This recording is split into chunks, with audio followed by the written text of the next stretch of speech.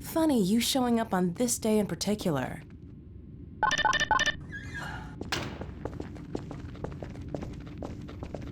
Kleiner's Lab.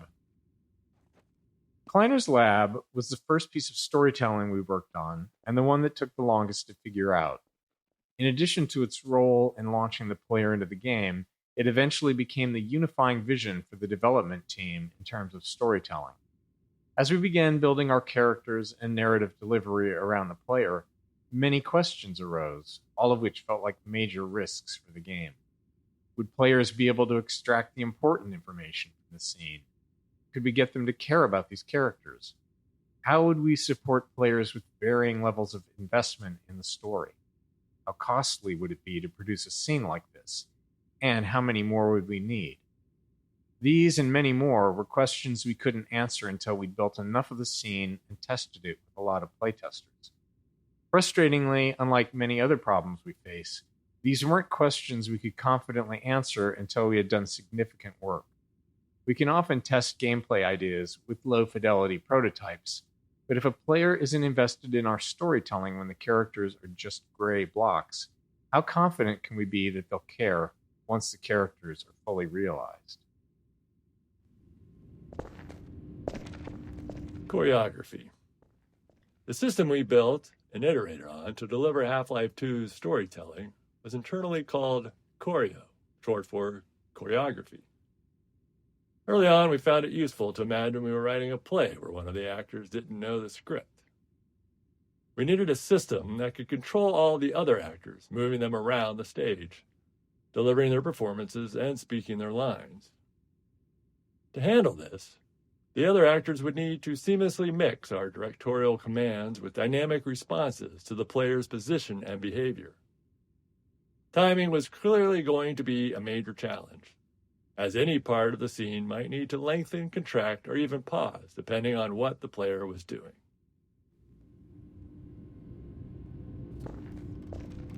Here, let me buy you a drink. FacePoser. The primary tool we built to power the Choreo system was called FacePoser, an inaccurately named program that allowed our animators to lay out the entire structure of our scenes along a timeline. The timeline contained a series of choreo commands for the actors, along with all the necessary information for them to perform those commands. By layering these commands on the timeline, animators could easily describe how an actor might need to face one thing while talking towards another and walk to a different location, all at the same time. But the timeline wasn't a fixed linear sequence. Actors would follow their commands, but they had to respond dynamically to the world around them. An actor might take longer to move to a location if the player is in the way, or they might need to wait to deliver a line because another actor has been delayed by the player. FacePoser allowed us to rapidly iterate on scenes, trying different layouts, dialogue deliveries, and timings. This ability to quickly experiment and adjust proved critical in finding the right performances to achieve our character and narrative goals. Choreo commands. This debug visualization shows the two most common choreo commands actors receive throughout a scene, internally known as look-ats and move-tos. Actors are given targets to look at, sometimes more than one at a time, and then try to focus on the one that makes the most sense given their current state. At the same time, they might be receiving move-to commands, which tell them to move to a location and face a specific direction or object. Even these seemingly simple commands involved a lot of complexity. A scene might require an actor to talk while typing on a keyboard, all while looking at an object the player is holding. Since we couldn't predict where the player would be during playback, authoring scenes like this required us to break each element of the scene into separate pieces and layers. These could then be reassembled as needed during playback, based on the player's actions and interrupted if necessary. Stirred up the hive. Lab interactivity. In our choreo scenes, we have the player trapped for a bit, allowing us to focus on the characters and narrative. To accommodate different players, some deeply invested in the story, others unable to stand still for more than a second, we felt like we needed a constant stream of interesting details on screen. We scattered narrative elements throughout the environment, ensuring some were interactive, essentially toys for the player to tinker with. In some cases, we embedded further storytelling into these, like the cactus mini teleporter hinting at the upcoming teleporter failure. It was a delicate balance. Too much visual interest could distract players from the core of the scene. Ultimately, Kleiner's lab played it safe with interactivity, as it was the first major choreo scene. Later, in Eli's lab, we explored it more deeply, ensuring the characters themselves paid attention to what the players were tinkering with. There you are. I thought you got rid of that pet. Delivery. It took a lot of iteration and playtesting to strike the right balance of information and emotional connection in our major choreo scenes. Each scene had a lot of information we needed to convey to the player, but we couldn't just have characters spouting exposition. Players would start thinking of them more as signposts than as people. We needed to take the time to let the characters interact with each other, allowing the player to observe the relationships. At the same time, we had to expand upon the world, giving the player a sense of everything that had happened while they were gone. All this had to be done carefully, without taking too long. We wanted the game to work for players who were less invested in the narrative. Animation became a powerful tool in communicating the emotional connections between characters, often conveying the depth of a moment quickly without overstating it. Humor was another commonly used tool, helping to puncture a setup and disarm the player when things got a bit too heavy. Writing. In the Half-Life 1 era, player goals in FPS games were still largely about fighting and defeating an obviously evil enemy. It was hard to get players to care about characters when they were as low fidelity as they were in Half-Life 1. With the planned improvements in character fidelity for Half-Life 2, we wanted to take a shot at making characters the driving force of the narrative. Our goal was for the player's motivations to align with those of our characters, for the player to care about these people, their hopes and fears, and to want them to succeed. With this in mind, we were able to assemble our approach to character and dialogue. We would create a set of characters who liked and cared about each other, hoping that the player would feel the same. These characters would interact in a way that felt inclusive, like a group of old friends who see the player as one of them, just someone who's been away for a while. If the characters demonstrated realistic emotional connections with each other, we believed we could build an emotional connection with the player as well. Voice actors. To create more responsive and multidimensional characters in Half-Life 2, we needed to evolve our approach to working with voice actors. While running through a script with a modicum of direction was sufficient for much of the NPC dialogue for Half-Life 1, for Half-Life 2 we decided to give the actors more of an opportunity to be involved in helping to define the characters and bring them to life. We provided much more story context to the actors, showing them the game world, the environments their characters inhabited, and the other characters they interacted with. We sought actors who could take all that information and synthesize it into their performances to elevate their characters beyond what we had imagined. We held multiple sessions with the main actors, allowing them to digest and build upon their characters over time. For scenes where characters are interacting with each other, we'd often cue an actor with performances from other actors in the scene to create a better sense of connection and flow. Though we'd arrive at the studio with a script and a plan for the recording session, we made sure that the actors felt empowered and had the space to bring their own ideas to the character and performances. Having animators attend the voiceover sessions also proved critical, as they were responsible for stitching the characters' dialogue together with physical actions and expressions to form the resulting choreo scene. Often, animators found that their plans for how a scene would play out evolved quite a bit after working with the voice actor.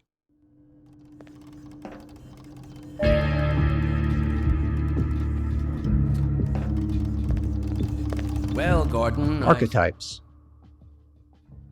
We wanted to create narrative links between Half-Life 1 and Half-Life 2 through our characters.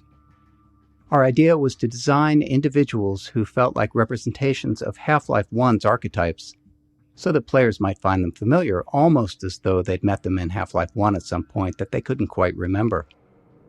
We based Dr. Kleiner on the scientist model we felt was the most iconic, and his personality was largely shaped by Hal Robbins, whose voice and performances had defined the Half-Life 1 scientists. One day, when we were in the thick of trying to figure out this character, Dr. Kleiner's face came into focus as we happened to share an elevator with an accountant from an office on another floor of our building, and looking at him, it was clear that this is Dr. Kleiner's face. Luckily, he was receptive when we asked if we could photograph him for a video game character. Character reactions. Figuring out what characters should react to and how was an ongoing challenge. At the core, we always want the game to respond to player input. However, any response from the game can be seen as a reward by the player. So, what characters react to and what they ignore teaches the player about the kind of input the game expects.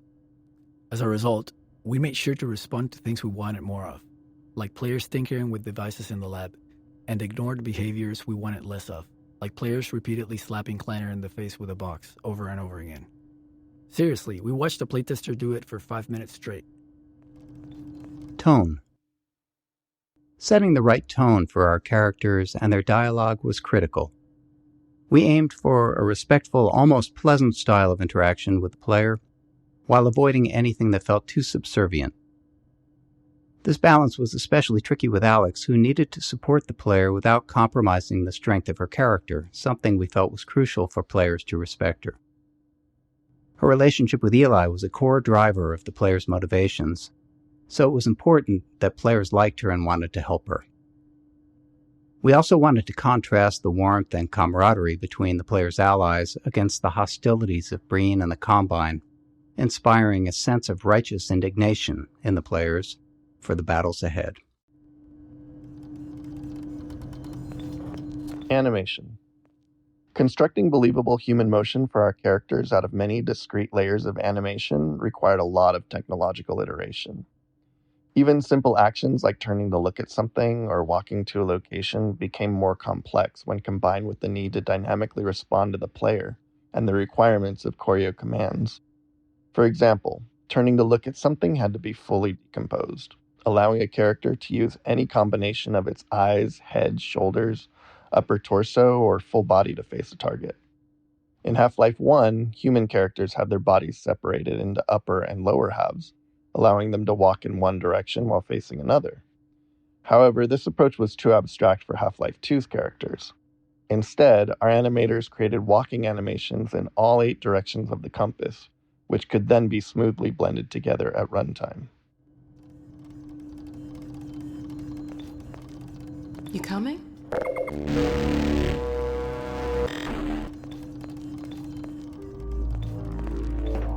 Scene interactivity. At certain points in our choreo scenes, we require the player to take action. Beyond simply giving them something to do and keeping them engaged, these moments served a few key purposes. First, they allowed the player to catch up even if they'd been distracted by something else in the environment.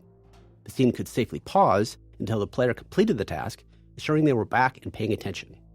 At the same time, it let us position the player where we needed them, which was useful for framing the scene and making sure they saw something important. In some cases, we got double value out of these moments by using them to train the player. Here, they're learning to interact with plugs and sockets, a skill they'll need for puzzles later in the game. Alex's kiss. It's a small moment, but Alex's kiss on Eli's cheek was important. Eventually, we're going to ask the player to save Eli, and we want them to care about him. To build that emotional connection, we needed to show the warmth and affection between Alex and Eli. We didn't want to oversell it with dialogue or make it too big of an event. It had to feel genuine, not performative.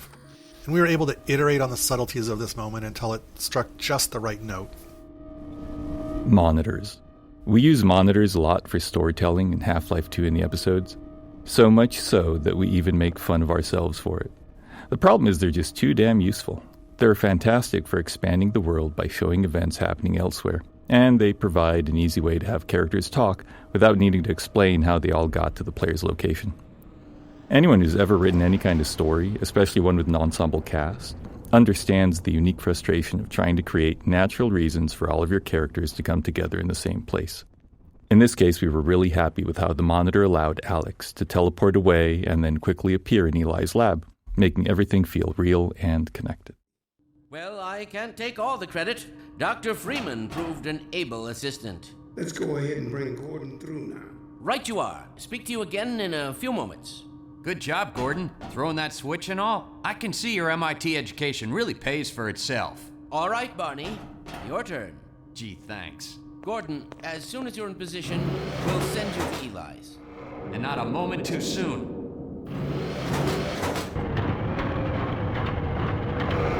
Excellent. Initializing in 3, 2, 1. Barney, if you'd be so kind. Good luck out there, Gordon. Yes, indeed. We're ready to project you, Gordon. Bon voyage, and best of luck in your future endeavors. Final sequence.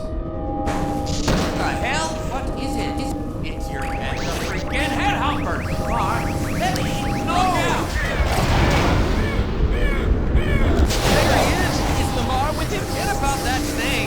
He's coming through, Dad. What's going on here? I'm not sure. It seems to be some kind of interference. Gordon, stay put. We'll get you out of here. Something is drawing him away. What's the meaning of this? Who are you? How did you get in here? Hey, he's back! I'm getting him out of there. Can just wade into the field? It will peel you apart! Just lost Gordon. What's going on? I wish I knew.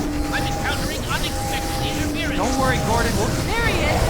Oh, we're losing him again. The man I saw. I'm all but certain it was Gordon Freeman.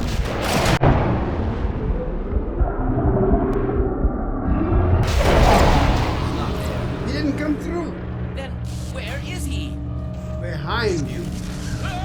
Shut it down. Shut it down. Gordon, you must get out of here. Run! Get down out of sight. I'll come find you.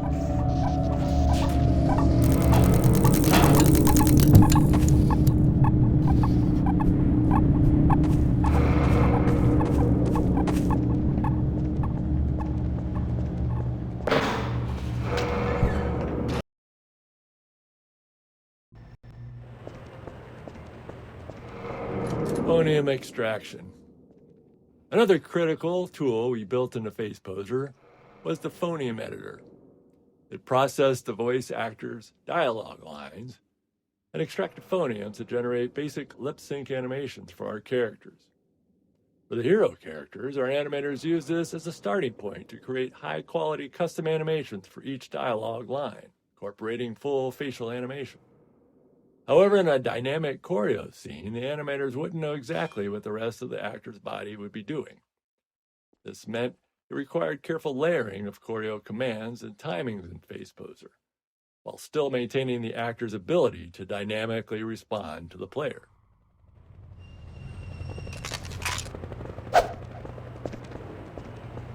At the time of Half-Life 2's release, most first-person shooters gave the player a gun or a melee weapon right off the bat, but we opted to start them empty-handed.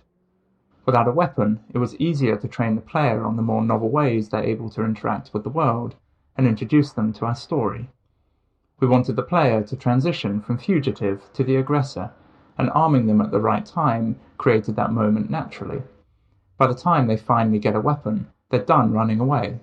They say sometimes the best way to win is to walk away, but we all know that's not true. The best way to win is to run towards something while shooting at it.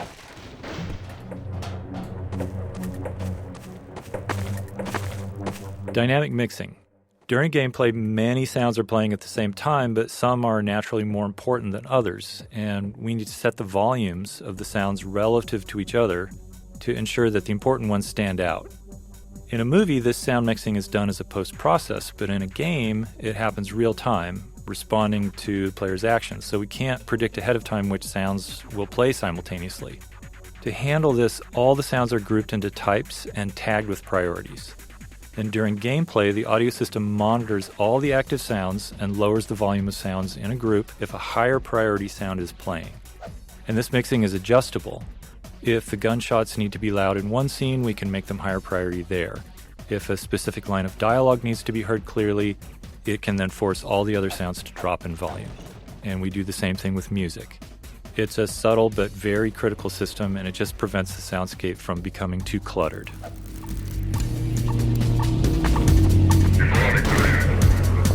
Bullet audio. If there's one thing we're sure of, it's that a lot of bullets will fly past a player throughout the game. So we spent a bunch of time trying to perfect the audio treatment for it. Unfortunately, bullets in the game are essentially instantaneous, so we can't just attach a sound to them and rely on the movement for positioning. So after some experimentation, we landed on this solution. By figuring out the closest point on the bullet's trajectory to the player's ear, we calculate the exact time and position the bullet would conceptually pass them.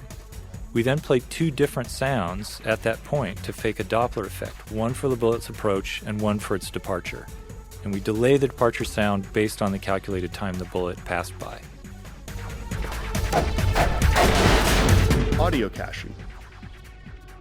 Another problem we ran into was the sheer amount of audio in the game. With all the gameplay sounds, music, and dialogue, we had too much audio to be able to store it all in memory. Memory was at a premium in 2003. But as you can imagine, we need to be able to play sounds immediately, especially if they're gameplay related. So we built an audio cache, which stored only the first 125 milliseconds of every audio file and kept that in memory. That 125 millisecond time was our best guess for how long it would take us to be able to stream an audio file in from disk. Then, whenever a sound was played in-game, we'd play the start of it from our audio cache while simultaneously kicking off a load of the full audio file from disk. By the time our cache start ended, we'd have the file loaded and could continue playing the rest of the sound. There were some other minor features, like keeping recent sounds fully in memory so that high-traffic ones didn't need to be loaded constantly.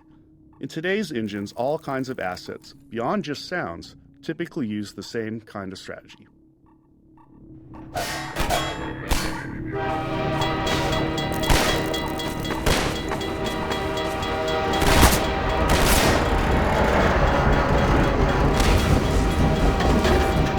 Physics sound. Getting physics to feel right for the player meant that the sounds produced by physics had to sound right too. As humans, we're all used to how objects and materials sound during various interactions, even if it's not something we actively notice. While we knew we couldn't account for everything, we wanted to focus on the details that contributed most to making our physics sound realistic. We started with per-object sounds for collisions and impacts. This allowed an object like a wooden crate to have custom sounds when it collided with other objects or classes of objects. Next, we began dynamically modifying these sounds based on the characteristics of the physical event, such as the masses involved and the force of the collision. This worked great for collisions, but didn't hold up in other interactions like objects scraping against each other. In reality, a wooden crate makes a different sound when it scrapes against a wall versus when it's thrown against that same wall. Let me tell you, nobody has done more research on the nuances of a wooden crate's physical properties than us. To get what we wanted out of these interactions, we implemented per-material collision sounds, metal against wood, metal against metal, and so on. These sounds were also dynamically modified based on details like material hardness or type of metal. Getting this system to sound right required countless small tweaks, which we could only identify once it was running. We also experimented with custom sounds for rolling objects, but ultimately cut the feature because we weren't happy with the results.